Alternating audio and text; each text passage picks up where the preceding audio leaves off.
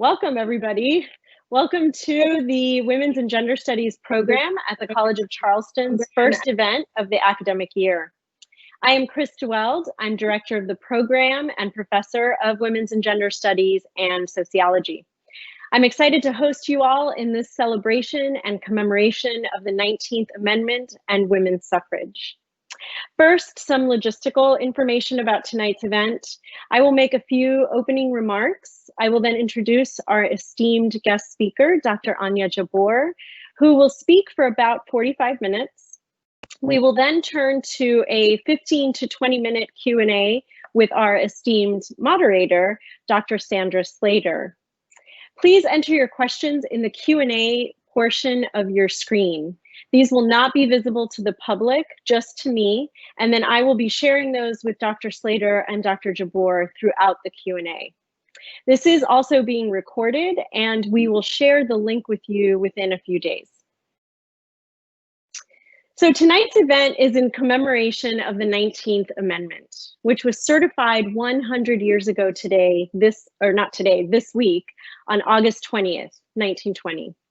The amendment reads, "The right of citizens of the United States to vote shall not be denied or abridged by the United States or by any state on the account of sex." This was a hard-fought win for women, even as it was a fraught victory. Suffrage in the United States required decades of mobilization on the part of thousands of people, some whose names we know well, others who have been intentionally or unintentionally erased from mainstream history. And it is critically relevant for us living, working, studying, and voting in the context of the South to reckon with the ways in which this erasure is racialized. As Marjorie Sproul has written, the suffrage movement confronted and exhibited racism elsewhere, but nowhere else did it play such a crucial role in the story of women's suffrage than in the South.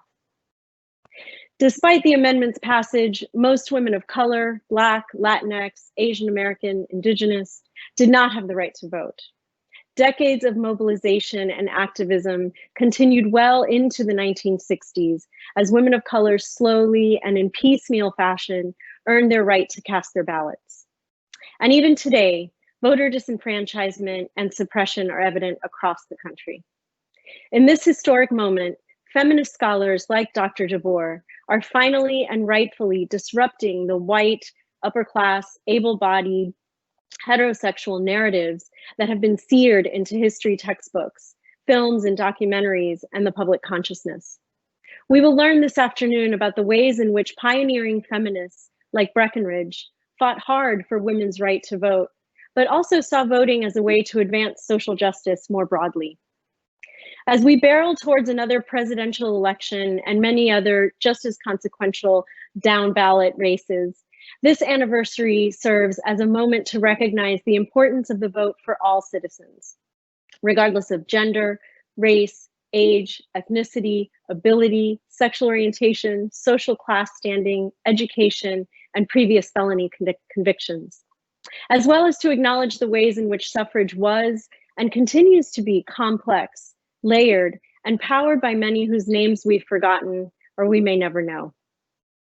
Dr. Anya Jabour will this afternoon help us explore the life of one of these forgotten feminists, whose work was informed by her personal relationships, as well as a broader understanding of social justice. Anya Jabour is Regents Professor of History at the University of Montana, where she teaches courses in United States women's history and the history of the American South.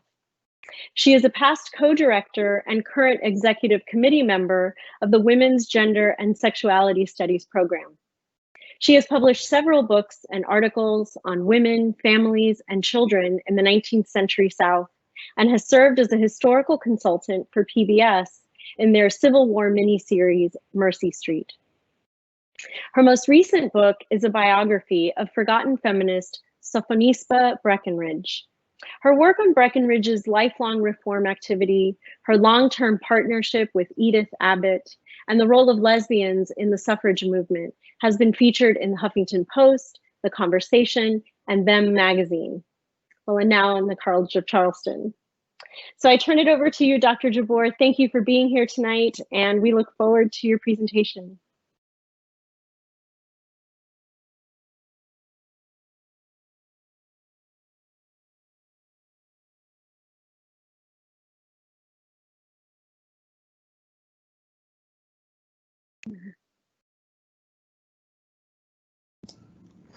Anya, you are muted. Hi, thank you so much, Chris. I'm thrilled to be able to participate in the College of Charleston's celebration of the centennial of women's suffrage. I want to thank Krista Weld and Sandy Slater and other members of the Women's and Gender Studies program for supporting this event, and also a special thanks to Will DeWitt and other members of the IT team, without which this event could not possibly take place. Next slide, please.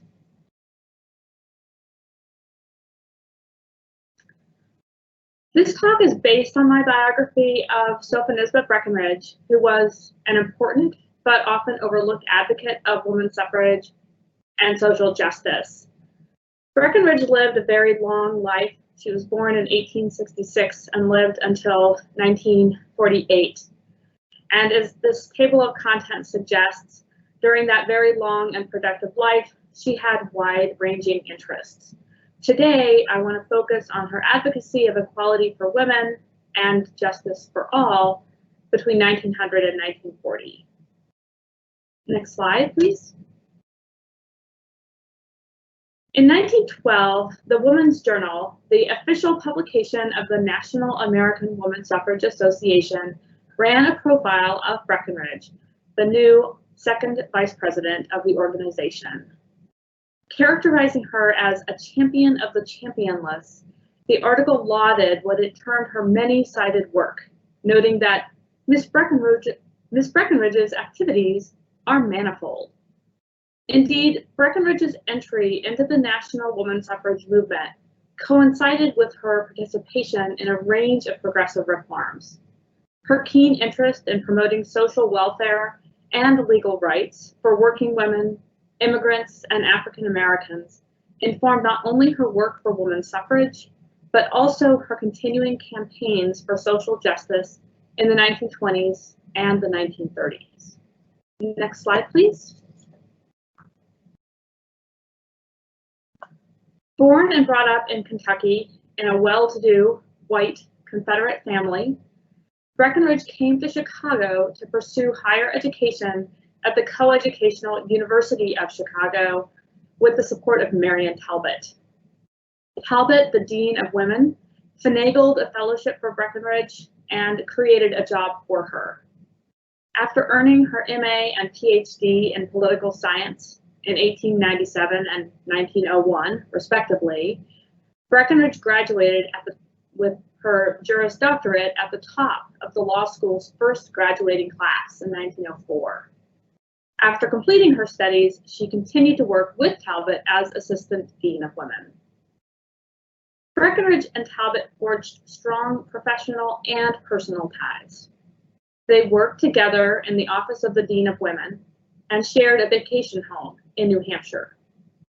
Students who attended the University of Chicago in the early 20th century regarded them as inseparable, often sending regards to one in letters to the other. The two women's teamwork promoted women's educational equality on the coeducational campus and launched Breckinridge's career at the University of Chicago. Talbot was a tireless advocate for her protege turned partner. In 1905, she created a faculty position for Breckinridge in the new Department of Household Administration, which Talbot founded and chaired. In this capacity, Breckinridge taught a pioneering women's studies course called The Legal and Economic Position of Women. This course brought her into contact with the Second City's labor organizers and social reformers and garnered her an invitation to live and work at Hull House. Next slide, please. At Chicago's celebrated Settlement House, head resident Jane Addams carefully selected residents, mostly highly educated and high-minded women, and encouraged them to engage in social reform. As Russell Ballard, one of the few male residents of Hull House, expressed it, a brilliant company of women were drawn to the settlement to pioneer in the promotion of social change. The scholarly and talented Sophonisba Breckinridge joined the company to become one of Miss Adams' closest friends and most helpful associates. Although her studies at the University of Chicago had given her the tools to analyze social problems, Hull House was Breckinridge's entree to Chicago's world of social reform. At the university, Breckinridge had become an expert in the new discipline of social science, as well as a skilled practitioner of statistical research. She also had studied with legal theorist Ernst Freund, an advocate of sociological jurisprudence, that is, using the law to promote social justice. Becoming a resident of Hull House allowed Breckinridge to apply her expertise in social science and her knowledge of the law to social problems. Throughout her career, she conducted statistical research to reveal the structural causes of socioeconomic inequality. And she promoted what she called social legislation to promote social justice. Next slide, please. In 1905, Breckinridge launched an investigation of the working conditions in Chicago's infamous Stockyard District.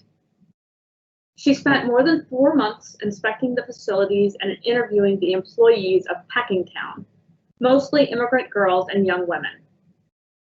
Working in cold, windowless rooms and standing on dirty, blood-soaked, rotting wooden floors, the workers toiled without relief in a humid atmosphere heavy with the odors of rotten wood, decayed meats, stinking offal, and human waste from the doorless privies that vented directly into the workrooms.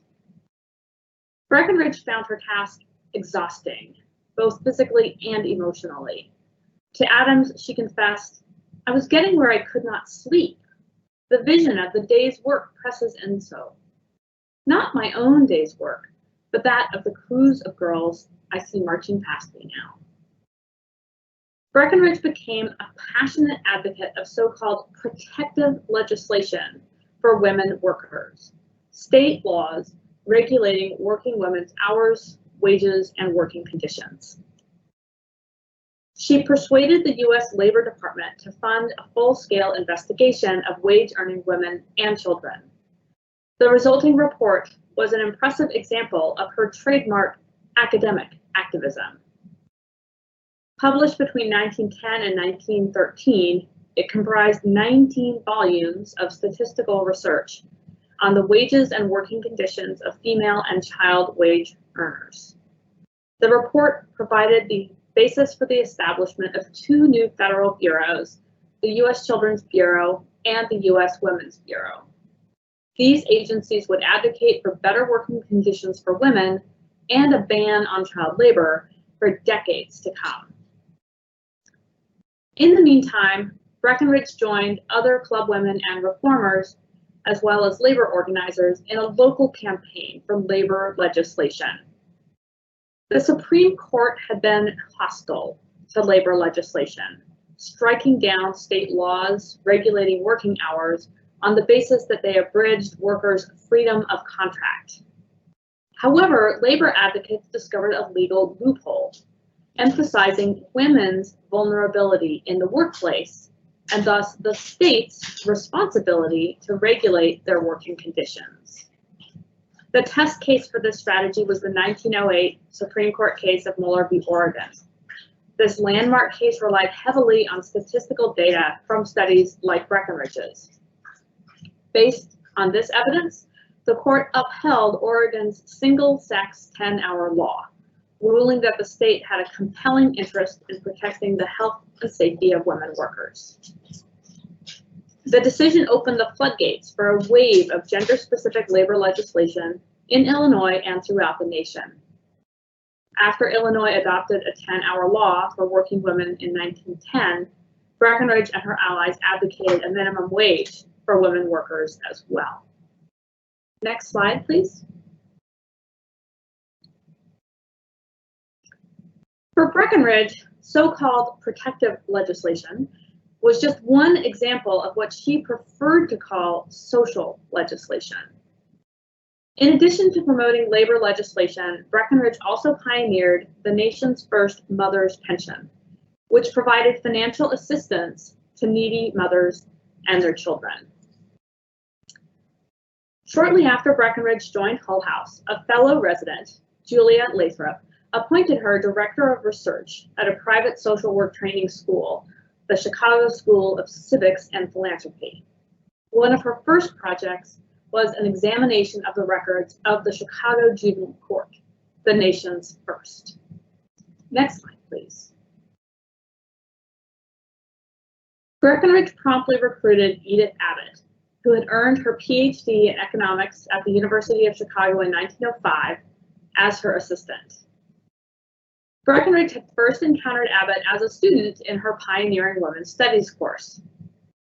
The two women quickly formed a close emotional and intellectual bond. Just as Talbot had done for her, Breckinridge helped Abbott secure employment after graduation. Even as Abbott worked in England, Boston, and Washington, D.C., Breckinridge, according to a mutual acquaintance, had not forgotten the student with the big brown eyes. Both women were thrilled to reunite in Chicago. Near the end of her life, asked which of her many accomplishments gave her the most satisfaction, Breckinridge responded, "I brought Edith Abbott back to the University of Chicago. That was my best day's work." Reflecting on the women's shared work at the Chicago School, a former student pondered, "I wonder if they foresaw that they were starting a life partnership that would enrich their personal lives and make their professional careers so intertwined that they would always be thought of together." From that point forward, Abbott supplanted Talbot as the most important person in Breckinridge's life. For the next 4 decades, Abbott and Breckinridge were nearly inseparable. Although they did not share a residence until the 1940s, they were rarely apart.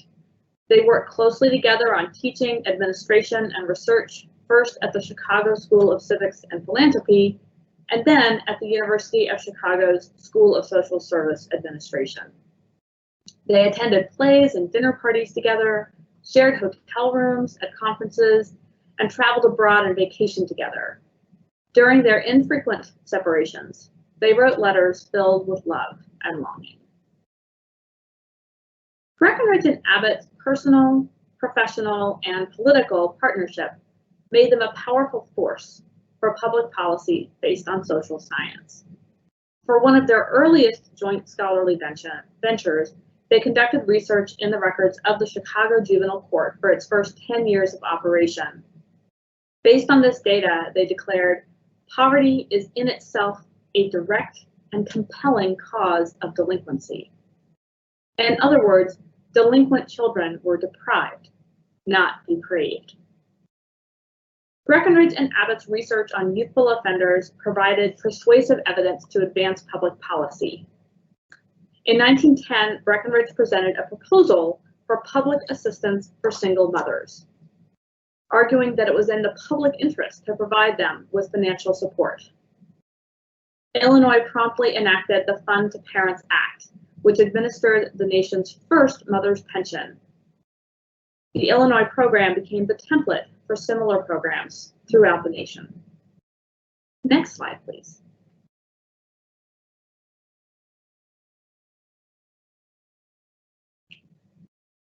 Soon after Breckinridge took up residence at Hull House, she joined a special committee investigating the conditions confronting young single immigrant women who arrived in the city lost and alone and vulnerable to both sexual and economic exploitation.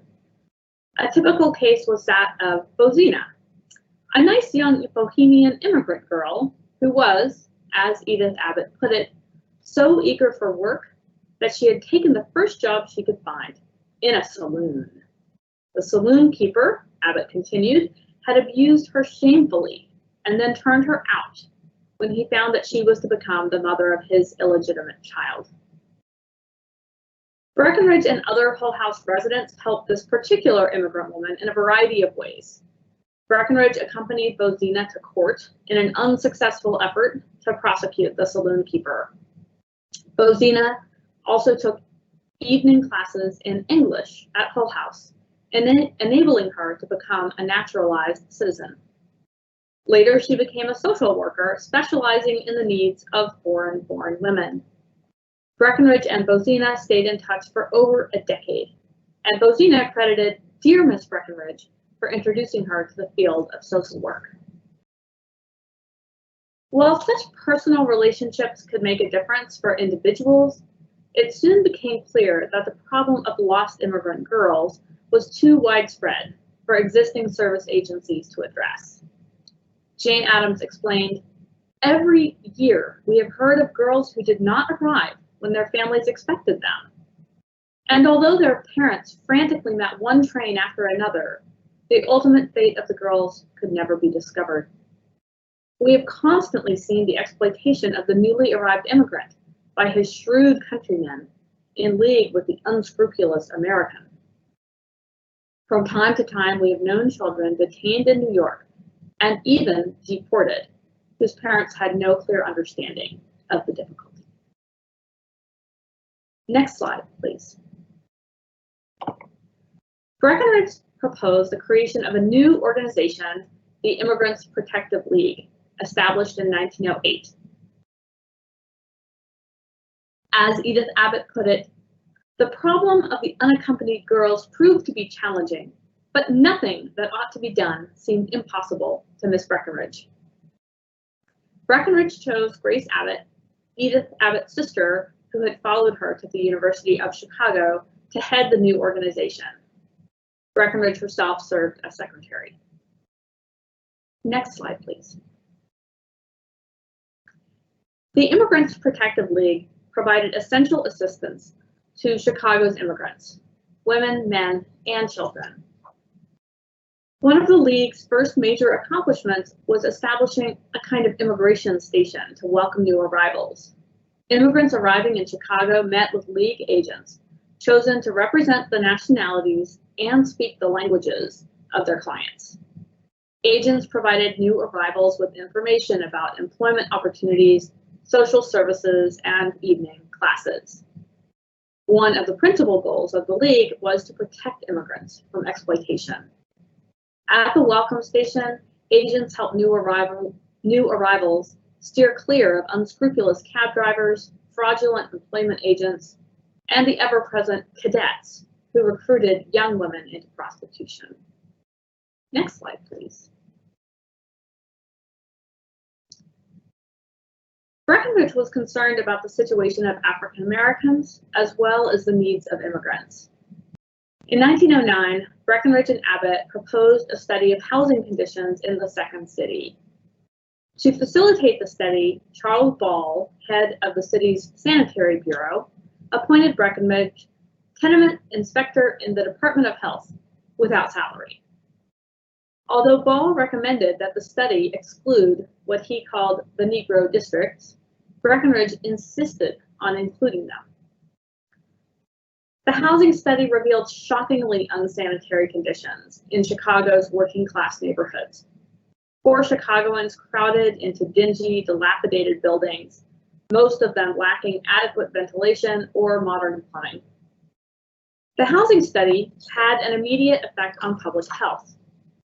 As a result of the study, the city changed its waste disposal practices, coming up with a new plan for treating wastewater and new regulations on dumping waste.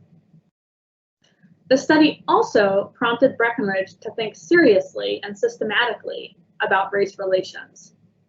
After completing the study, she committed herself to the eradication of what she called race prejudice. She educated herself about urban Blacks' social problems and encouraged others to address them.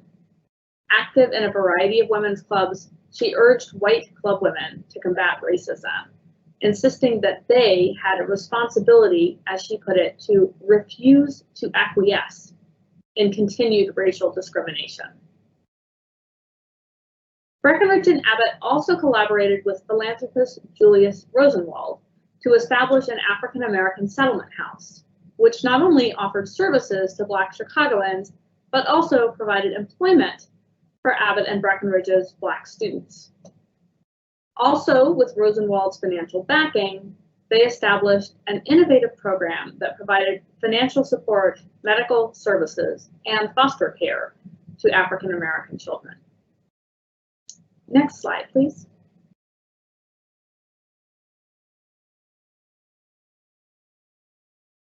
Breckinridge was concerned about civil rights as well as social services. She closely monitored the status of African Americans in her native South. As a member of the National Association for the Advancement of Colored People, she regularly received reports of horrific crimes against Southern Blacks. She supported Ida B. Wells' anti-lynching crusade, writing frequently to her elected representatives to urge the adoption of a federal anti-lynching law. She also used her family connections to combat racial violence by ghostwriting editorials for her brother's Kentucky newspaper, the Lexington Herald, condemning lynching. In 1919, in the midst of the Chicago race riots, Breckinridge issued a statement in support of the city's Black residents. Let us resolve to recognize our Negro neighbors as Americans. Let us recognize them as fellow citizens entitled to the rights and protections of other citizens. Let us treat them as men and women entitled to share fully and equally the boasted opportunity of America. Next slide, please. In 1911, Breckinridge was elected second vice president of the National American Woman Suffrage Association, known as NASA. Her leadership in the suffrage movement was significant for several reasons. Along with first Vice President Jane Addams and President Anna Howard Shaw, Breckinridge became part of the national movement's lesbian leadership team. For these three women, the personal and the political were closely intertwined. Both in their private relationships and in their public commitments, they advocated women's equality. Next slide, please. Breckinridge's reasons for supporting women's suffrage were also significant. Breckinridge saw political equality as an efficient tool for women to achieve what she called an equal social and economic condition. She was especially enthusiastic about the benefits that political power offered working women. With Abbott, she published a response to anti-suffragist Minnie Bronson, who had argued that women's suffrage was not beneficial to wage-earning women.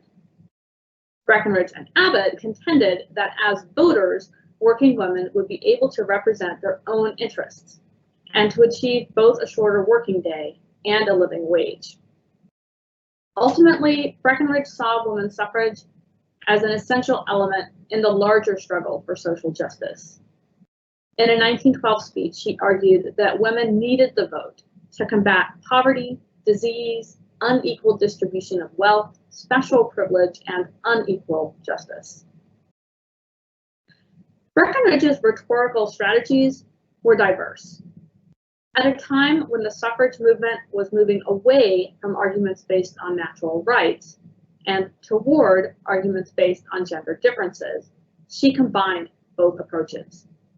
Invoking natural rights, she intoned, "What we want is the ballot.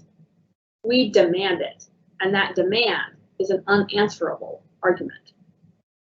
Next slide. But Breckinridge also suggested that women had unique contributions to make to American politics. As president of the Women's City Club of Chicago, she probably authorized the group's popular pro-suffrage graphic, which relied on the trope of social housekeeping to urge women to the polls. Titled "The Links That Bind the Home to the City Hall," the image featured a series of sketches of family life in the modern city, such as a woman picking up milk from her doorstep or children attending school, each linked to a city department or bureau, in these instances, the health department and the Board of Education. In case the viewer missed the point, a caption instructed help in the municipal housekeeping. This became a highly influential image because the National American Woman Suffrage Association adopted it for use on suffrage flyers and pamphlets. Next slide, please.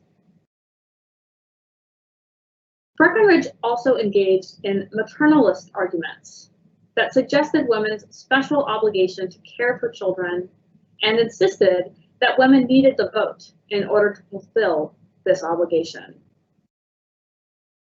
The Woman's Journal featured a series of sketches in 1912 of impoverished children under the headline, "Children of All."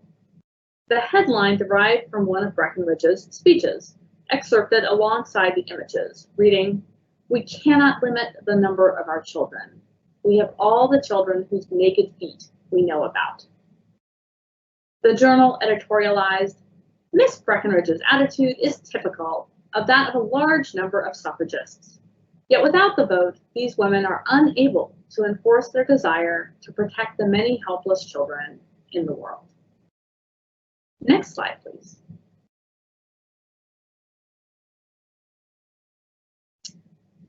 Although Breckinridge was an effective and popular suffrage advocate, her most important and unique contribution to the suffrage movement was her insistence on challenging its narrowing focus.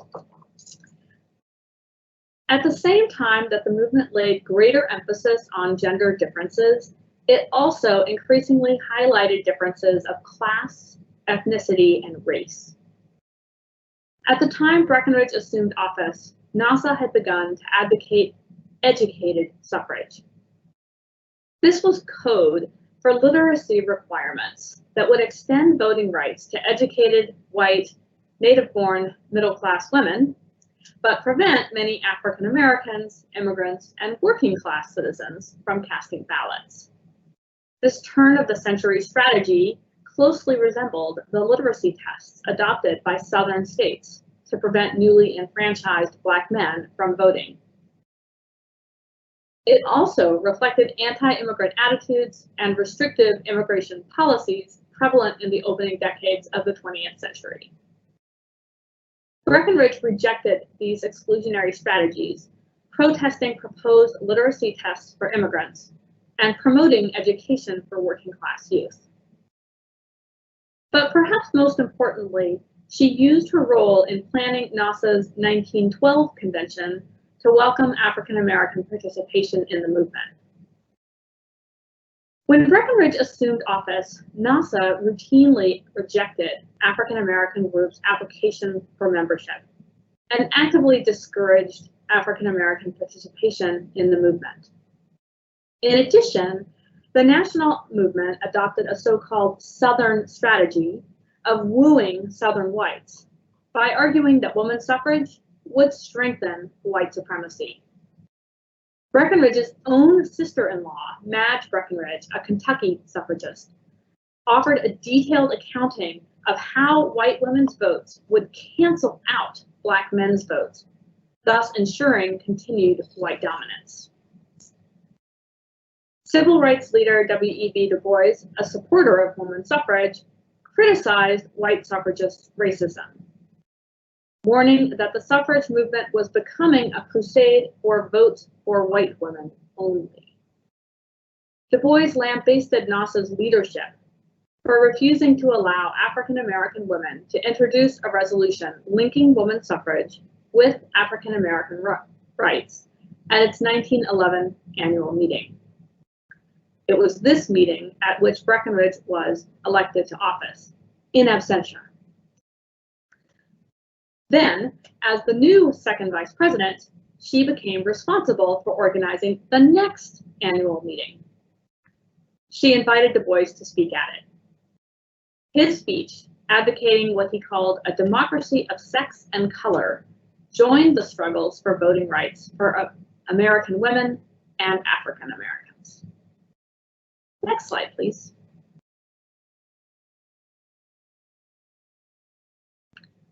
As a suffragist, Breckinridge did more than advocate women's political rights. She urged women to use the vote to promote social justice. She declared, "Women should at once familiarize themselves with the leading issues of the day, and vote intelligently, and so make possible the greatest good for the greatest number. Next slide, please.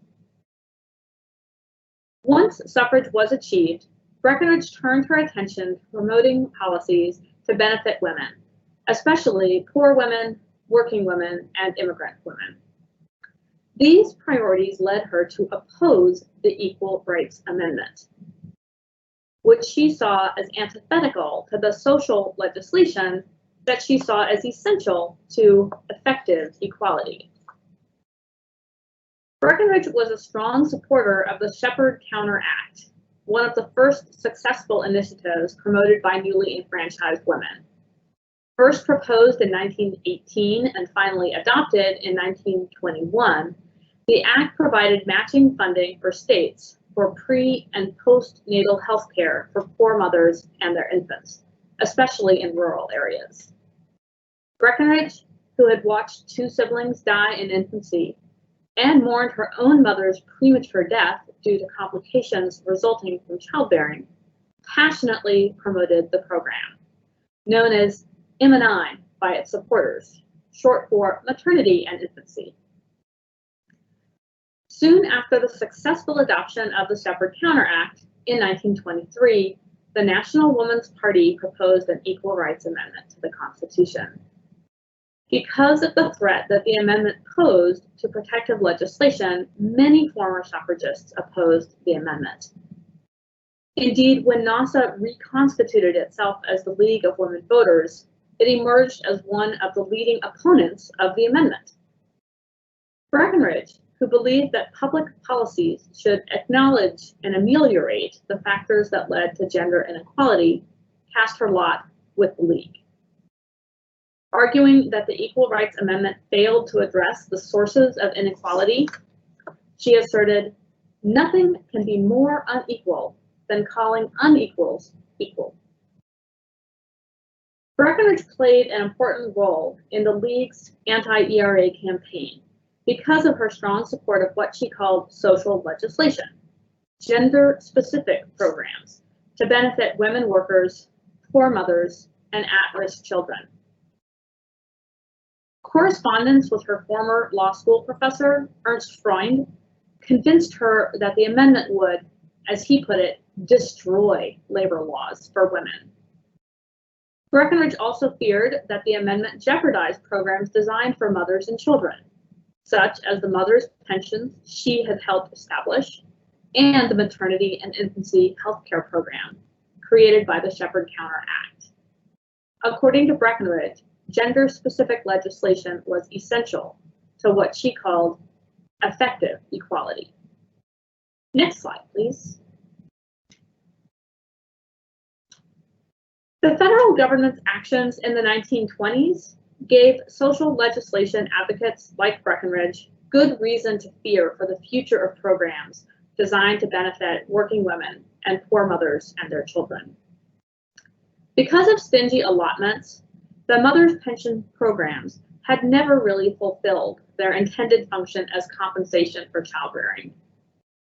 Rather, many recipients had to combine paid work with pension checks or send their children into the workforce, or both, in order to make ends meet. The situation worsened in the 1920s and 1930s as the deepening economic depression placed a strain on local and state budgets, which administered mothers' pensions. Meanwhile, the Shepherd Counter Act encountered strong opposition. Despite its supporters' efforts, the federal government discontinued funding for the program in 1929, just in time for the Great Depression. In addition, the Supreme Court's decision in the 1923 case Adkins v. Children's Hospital emphasized the vulnerability of protective legislation laws. This case overturned minimum wages for women workers on the basis that since women now had the right to vote, they no longer merited special protections. For all these reasons, then, Breckinridge and other supporters of social legislation regarded the Equal Rights Amendment as a profound threat to their hard-won victories. Next slide, please.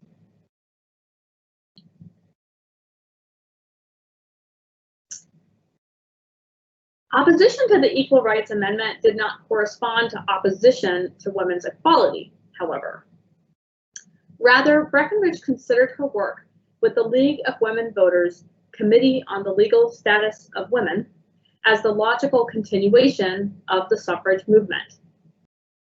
As chair of the committee from 1928 to 1930, she reflected, "It seems to me that my committee on the legal status of women, which has been devoted to the removal of discrimination, is very much the channel of the efforts of the old suffragists." One of the League's major accomplishments during Breckinridge's tenure was a revised Cable Act, which eased the path to citizenship for immigrant women. Prior to the 1920s and 1930s, under the principle of derivative citizenship, married women derived their citizenship status from their husbands. This meant that American-born women who married non-citizens lost their citizenship, a process known as marital expatriation. At the same time, because of laws that barred Asians from becoming naturalized citizens, both Asian women and women who married Asian men were ineligible for citizenship. Breckinridge, who had conducted an extensive study of women's citizenship, saw this as an important issue, not only because it affected women's civil rights, but also because it shaped their financial options. Non-citizens, of course, could not vote, and thus many immigrant women did not benefit from the 19th Amendment. In addition, women who were ineligible for citizenship were also ineligible for mothers' pensions, one of Breckinridge's pet programs. The League asked her to help design amendments to the Cable Act to replace derivative citizenship with independent citizenship. Breckinridge, of course, enthusiastically took up the cause. As she explained, "We are committed to the doctrine of independent and equal rights in nationality for the husband and wife." Next slide, please. In the 1930s, Breckinridge concentrated her energies on creating a federal welfare state. In 1920, she and Abbott had co-founded the University of Chicago's School of Social Service Administration, the nation's first social work program affiliated with a research university. Working closely with the U.S. Children's Bureau, first headed by their Hull House colleague, Julia Lathrop, and then by Abbott's sister, Grace, they made the school a platform to promote public policy. When the nation plunged into the Great Depression, Abbott and Breckinridge helped craft a comprehensive welfare state. In 1931, they launched a study of the Chicago Renters Court. This court heard cases in which tenants were subject to eviction or non-payment of rent. Breckinridge and Abbott used evidence from this study to convince the Colorado Senator, Edward Costigan, to sponsor the nation's first federal relief bill. The resulting Federal Emergency Relief Act provided federal funding for both work relief programs and direct financial assistance for needy Americans. Abbott and Breckinridge did not stop there. Both women were long-standing advocates of what they called a national minimum, a basic standard of living guaranteed by the federal government. After Roosevelt's election, they joined a powerful women's network of female New Dealers that included First Lady Eleanor Roosevelt, Secretary of Labor Frances Perkins, Democratic Party insider Mary W. Dewson, and U.S. Children's Bureau Chief Grace Abbott. This group helped design the 1935 Social Security Act, which laid the groundwork for the modern welfare state, including unemployment insurance and old age insurance. Breckinridge and Abbott and their colleagues helped draft the child welfare portions of the bill. They promoted a new federal program modeled on mothers' pensions, which became Aid to Dependent Children later aid to families with dependent children. They also supported a new federally funded program modeled on the now defunct maternity and infancy program to provide health care and financial support for poor and disabled children. Breckinridge served on an advisory committee for maternal and child health services to oversee the resulting programs, which included maternal and infant health care, services for children with disabilities, vocational rehabilitation, and outreach for underserved populations. In particular, Breckinridge made it her mission to ensure that public welfare programs established under the New Deal extended their services to Black Americans. Breckinridge and Abbott, as longstanding supporters of state-level labor legislation, also campaigned for labor legislation at the national level. In addition to promoting protective legislation for working women, both women were longstanding supporters of a federal ban on child labor, a proposal that at this point had failed numerous times. In 1938, the Fair Labor Standards Act finally established maximum hours and minimum wages for both male and female workers, as well as imposing a ban on child labor. Next slide, please. Abbott and Breckinridge never held political office. Nonetheless, they were a true power couple who made their mark on public policy.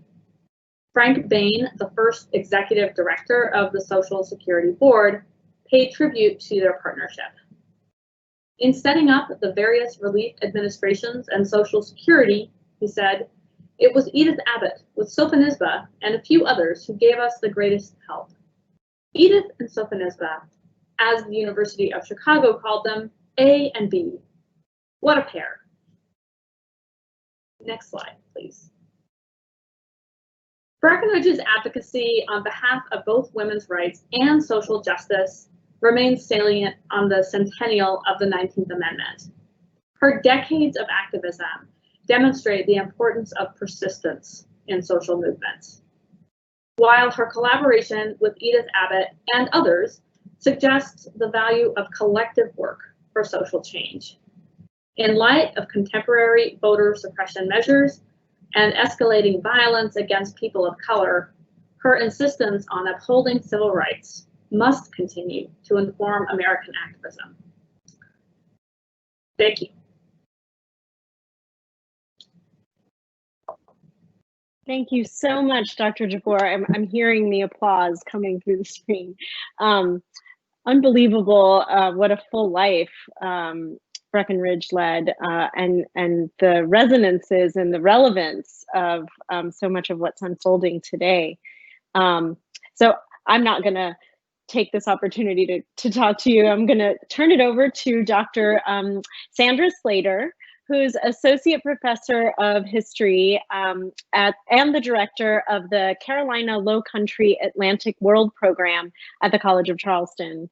Her research focuses on understandings of gender and sexuality in the Atlantic world. And she teaches a variety of courses in the history department, many of which we happily overlap with women's and gender studies, including history of queer America, history of American sexualities, and gender, health, and bodies in the Atlantic world. Thank you for being here, Dr. Slater. Thank you so much for having me and inviting me to this terrific event. And Anya, I am absolutely delighted, particularly as a girl from Kentucky myself, that your book is out and garnering such wonderful, wonderful support because her story truly is fascinating. I wanted to begin the question and the answer portion just very simply. What made you fall in love with Breckinridge? What drew you to her, and what challenges did you face in this research, particularly in thinking about the issues of her sexuality and gender? Great questions. Thank you so much, Sandy, and thanks for being willing to moderate this session. So I actually did not intend to write a biography of Breckinridge or anyone when I started this project. I had been working on a project on young women in the Old South that I, for short and to myself, called my Southern Schoolgirls Project. And I thought I would do kind of a companion piece that would be my Southern School Marms project that would be about women school teachers in the South. But one of those school teachers that I discovered early in my research was this woman from Kentucky, Sophonisba Breckinridge. And I was so struck by how incredibly accomplished she was. I mean, how she, was the first to get her PhD in political science at the university, woman to get her PhD in political science from the University of Chicago, the first woman to get her law degree from the University of Chicago, and so forth. And yet, she could not get a job as a faculty member in a department of any of her fields of expertise, not political science, not political economy, not law, nothing, nada. And so she worked briefly as a math teacher at a girls' school instead. But then she went on, with the help of Marianne Talbot in particular, to craft a new field, this entirely new, what I call female-friendly profession of social work. And she took a very distinctive approach to that field by ensuring that it was about addressing structural causes of inequality rather than individual adjustments. And so that was sort of the starting point. Was I was like, how in the world did this woman, do all this? And then I found that she was sort of everywhere and nowhere. That kind of strangely, the fact that she was involved in so many things meant that she was just kind of left out of everything because she wasn't identified with one particular movement. And so, of course, as an historian, my first question was, well, has she been overlooked because there aren't any sources? And so I looked into that, and the first thing I discovered was that the Library of Congress has 39 boxes of material, which translates to 37 reels of microfilm about her. And that's just one of, a long list of sets of material that are relevant to Breckinridge, including organizational records with things like the League of Women Voters, oral histories, where she shows up and there's some sort of fun stuff in the oral histories, and of course correspondence with all of her collaborators, as well as her arch enemy, Dora Stevens of the National Woman's Party. So a shortage of sources was not the problem. What was a little more difficult was getting at her personal life, because she was so accomplished and she did so much that, I often was sort of in danger of just kind of having like a really long and impressive CV, but not a biography of a person, right? And so her relationships with Marianne Talbot and then with Edith Abbott were really important, obviously, for her, but they were also really important for me, because it was in her letters to them that she set aside her professional persona, in which she was always competent and in charge, and she knew exactly what she was doing. And in her letters to them, she would, fess up that she felt insecure, that she worried that she wasn't keeping up with all of her many responsibilities.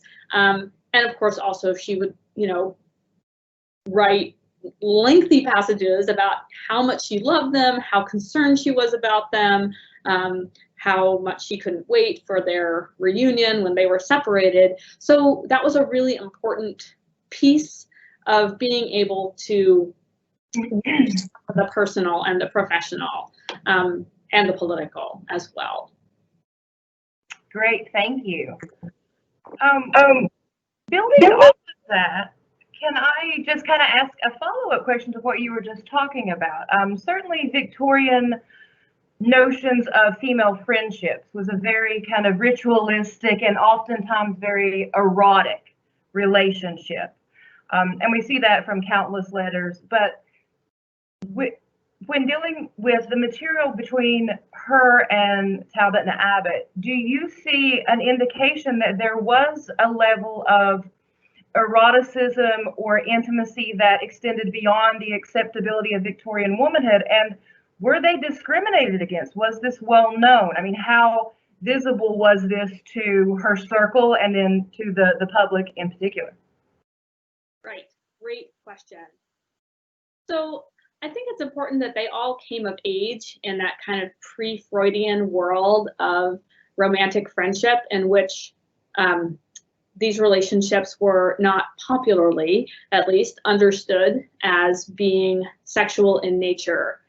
And that, I think, informed their own understanding of those relationships, but also, in a sense, gave them some protective coloration, because, of course, by the time of Breckinridge's death in 1948, there was much more attention, negative attention, to the possibility that women might have sexual relationships with one another. And by the end, right, it's the midst of the post-World War II Lavender Scare, as well as the Red Scare. Although, interestingly, although Breckinridge and Abbott were regularly accused of being communists, they were never labeled lesbians.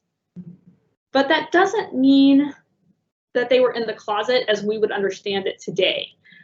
Because, I mean, or it's an open closet, right? Because everybody knew. I mean, their friends, their colleagues, their family members, including people like Frank Bain, right, who weren't themselves part of this circle, all treated them as a couple, right? So, they write to them and they ask about the other one, and they, say things like, "Oh, I'm so glad that you're taking such good care of Edith. I know I can count on you." And, they help both of them with their increasingly entangled finances. Their family members do.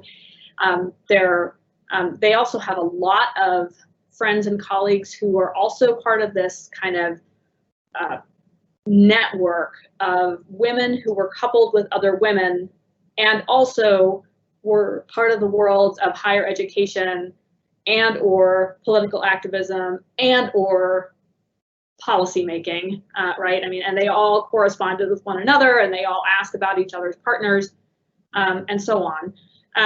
But, I mean, it's not like in a letter you write to someone that you say, "So, how is your lesbian lover, Edith Abbott?" Right? I mean, they say, "How's Edith? I hope she's recovering from that cold," and that kind of thing. One of the best sources about how primary this relationship became actually comes from after Breckinridge's death, and Edith Abbott got just a flood of condolence letters. I mean, I think there's a reel and a half of microfilm just of condolence letters, and the condolence letters make it clear that everyone recognized the primacy of this relationship and the importance of this relationship, and nobody named it. I assume because they knew that if they named it, then it might become a problem and would reduce their effectiveness, right?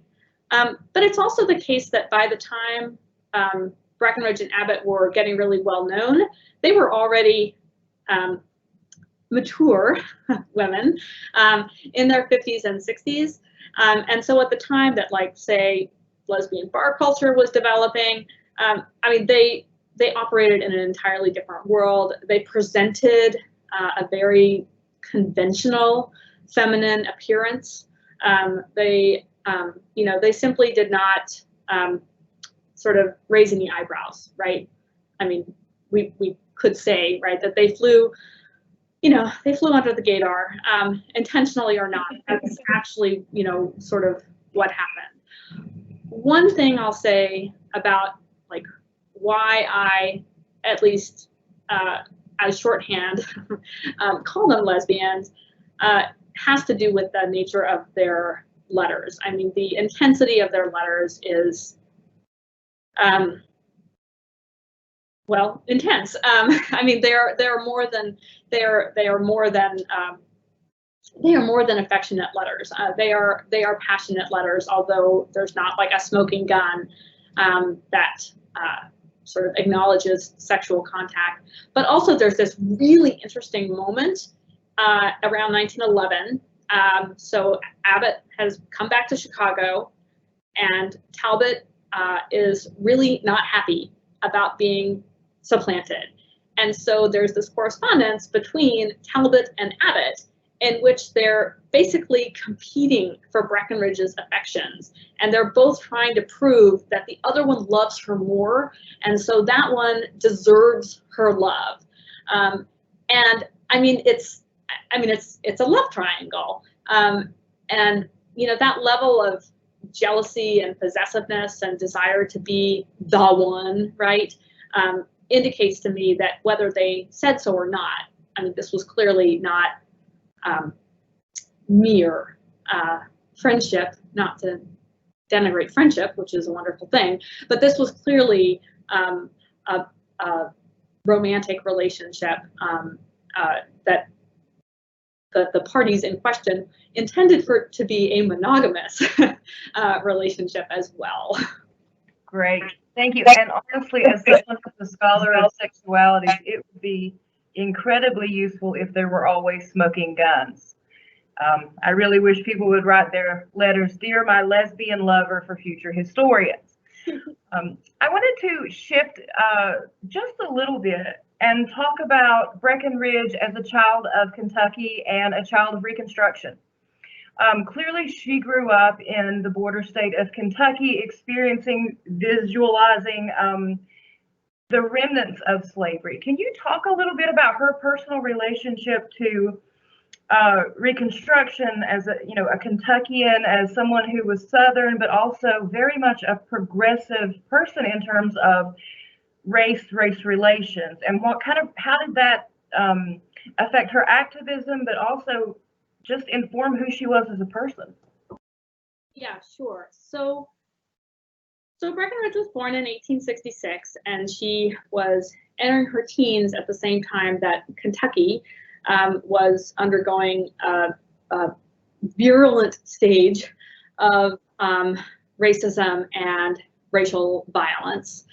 And it's hard to believe that she had no knowledge of that kind of racial violence, although it's not in her memoirs, and I'll come back to that.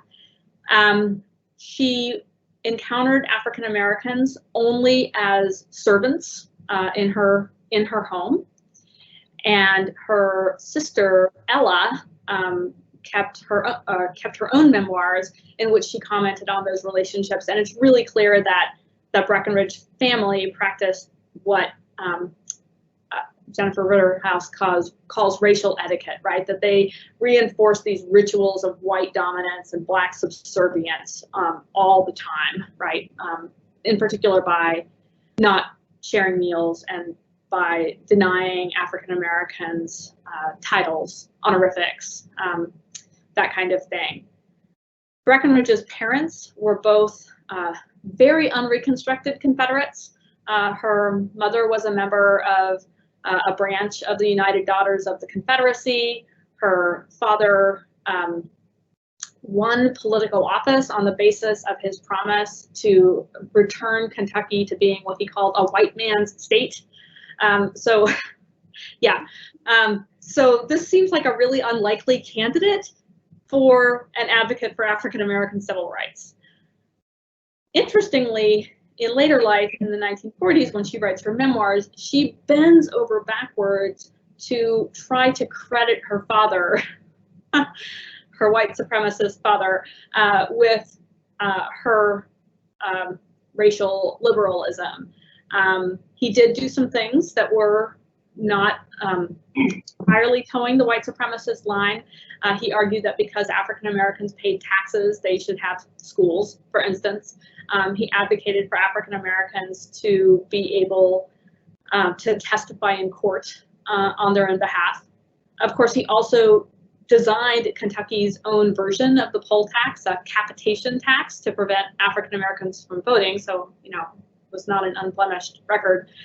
But he had this doctrine of fairness.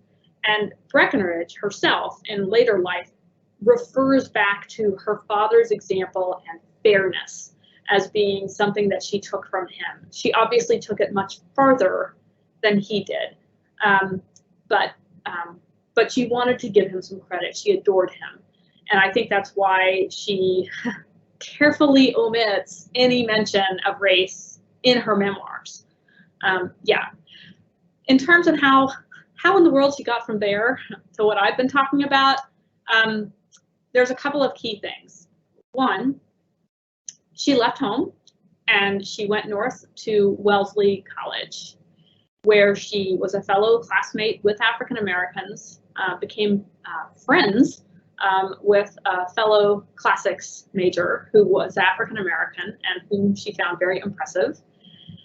Took coursework with professors who challenged the version of the history of secession and the Civil War that she had learned as a child. And then she really wanted to impress the college president, Alice Freeman, and Alice Freeman advocated African American equality. And so Breckinridge in her memoirs talks about this moment when this African American women's college choir had been invited to campus, and after the concert they shared a meal with Wellesley students, and the practice at Wellesley was that you ate family style and everyone passed plates, right, and everyone sat all mixed together, and Breckinridge had such a hard time. She said you know, that she, because of course this is like one of those key things that upholds white dominance, is not sharing a meal. And so she said that I served the women at my table, but my own food I could not swallow, right? So she's like really struggling. But later, obviously, she went further. And I think one of the things that contributed to that was actually her own experience with sexism. So she had a lot of experience with sexism. We'll just leave it at that for now. And in maybe 1911, she wrote a book review about a book called Half a Man. And it's clear from what she, or it's clear at least to me, from what she wrote, that she understood the link between the internalized oppression of being exposed to racial discrimination and coming to see oneself as half a man, and the internalized oppression of being exposed to gender discrimination and seeing oneself as less deserving than men, which was something that Breckinridge struggled with for a number of years before the time period that I covered today. So I think, you know, I mean, she left home, she had all of her ideas challenged, she made African American friends, and then she also was able to have that emotional understanding of racism as a parallel to her personal experiences of sexism. And I think that has something to do with why she became, unlike many other white suffragists, why she became so passionately committed to African American rights. Great, thanks. She certainly would not be the first woman radicalized at Wellesley, and she will not be the last, so keeping that tradition going.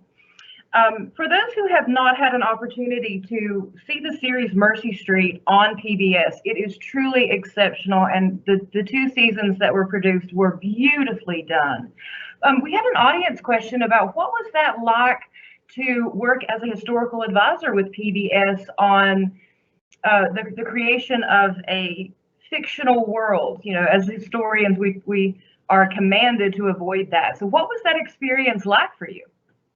That's a great question. Well, it was very unexpected to begin with, and it was fascinating, absolutely fascinating.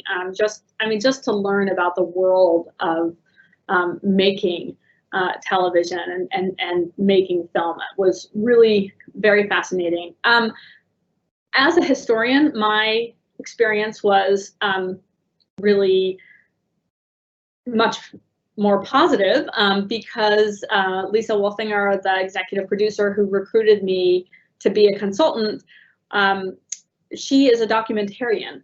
So although the show itself is fictional, she understands the importance of getting things right of having it be authentic, if not accurate, since it didn't necessarily happen, right? But having it be authentic to the time and the place and the people being portrayed. And so, so it was really easy for us to work together and address those kinds of issues.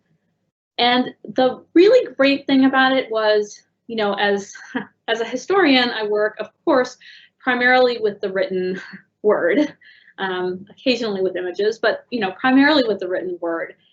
And certainly everything is static, right? The time period that I cover does not, for the most part, involve moving images, and certainly not color moving images. One of my favorite scenes in Mercy Street is the group marriage that is performed between multiple contraband couples. And I did a lot of research and provided a lot of notes on wartime marriages and the like. And you know, I had detailed descriptions that I'd gotten from written sources and so forth. But seeing that translated into an actual event that I got to walk among these couples who were finally able to solemnize their vows was like, oh my gosh. I mean, and it felt real. Well, and I think for a lot of historians who watched the show, we were amazed at the level of detail and the level of holding it to the fire of accuracy and historical truth. And so for those of us who were able to watch the final product, it was just as moving and just as beautiful, and truly was something that should have gone many, many seasons. But I highly recommend the two that are out there. They're extraordinary. We're going to wrap up the Q&A, but I did want to give you an opportunity to talk about where you can get this book. I know that there's a discount available for those who are interested as you go about your book talk, highlighting this extraordinary woman who's far more interesting than her cousin John C. Breckinridge, who gets way too much attention for being mildly interesting. So thank you so much. And I just want to give you the opportunity before we turn it back over to Chris to talk about where we can get your book and what discounts are available, because it's absolutely extraordinary, and the level of commitment to the detailed work on such an exceptionally prolific person in history is really remarkable and beautifully executed. So thank you so much for giving me the opportunity to have conversations with you over the last week, and for allowing me to participate in this lovely and very interesting webinar that we're doing for our community. So thank you so much. I'll turn it over to Anya, and then we'll turn it back over to Chris. Thank you, everyone.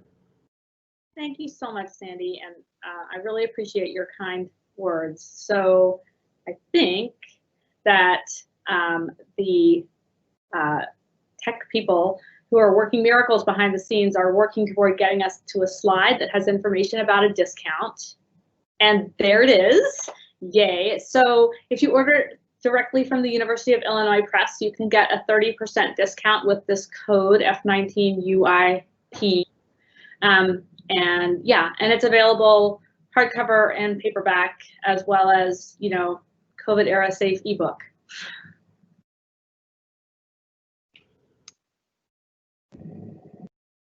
Wonderful.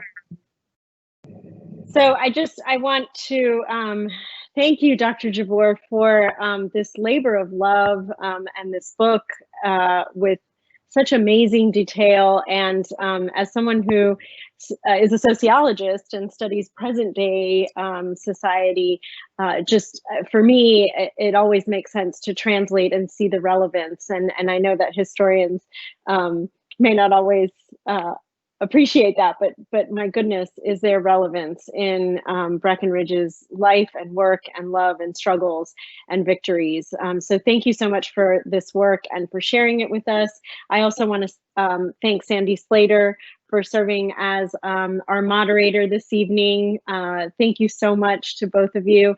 I also want to thank the College of Charleston IT production team that has made this event possible, and to all of our guests who joined us for this really fascinating lecture.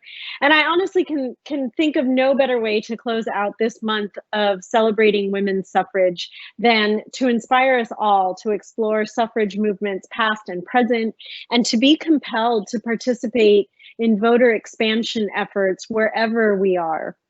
And while casting a ballot is not the only or maybe even the best way to disrupt systems of oppression, it is, as the National Women's Studies Association has argued, one tool in a large wheelhouse of strategies to disrupt the most harmful entities that aim to disempower marginalized communities.